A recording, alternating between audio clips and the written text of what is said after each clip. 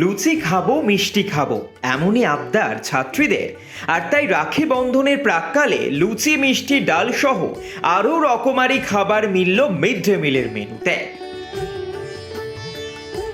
লুচি মিষ্টি পরিবেশন করে ছাত্রীদের নিজের হাতেই খাওয়ালেন ডিপিএসসির চেয়ারম্যান ও বিদ্যালয়ের প্রধান শিক্ষক।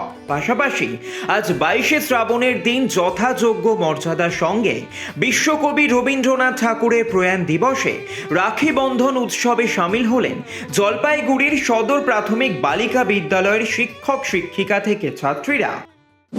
প্রাক রাখি বন্ধন উৎসব সূচনা করা হলো। এই উৎসব বন্ধনের উৎসব, এই উৎসব ভ্রাতৃত্ববোধের উৎসব, এই উৎসব ঐক্যতা রক্ষা করার উৎসব। কবিগুরুর দেখানো পথেই এদিন ছড়িয়ে দেওয়া হলো সম্প্রীতির বার্তা। একটি অনুষ্ঠানের মধ্যে দিয়ে একে অপরের হাতে রাখি পরিয়ে রাখি বন্ধন উৎসব পালন করলো বিদ্যালয়ের ছাত্রীরা। বাচ্চারা আমাদের স্বাভাবিকভাবে রাখি পরাতে উৎসাহী হয়, তাই আমরা একটা রাখি বন্ধন উৎসবও পালন করলাম।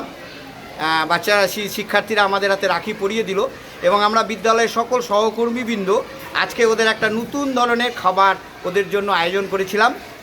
সেটাই আমাদের বিদ্যালয়ের তরফ থেকে আজকে 1000 বাচ্চা প্রায় আমাদের এখানে উপস্থিত হয়েছে। এখনও পুরো কাউন্ট করা হয়নি, তবে প্রায় 1000 উপস্থিতি আছে।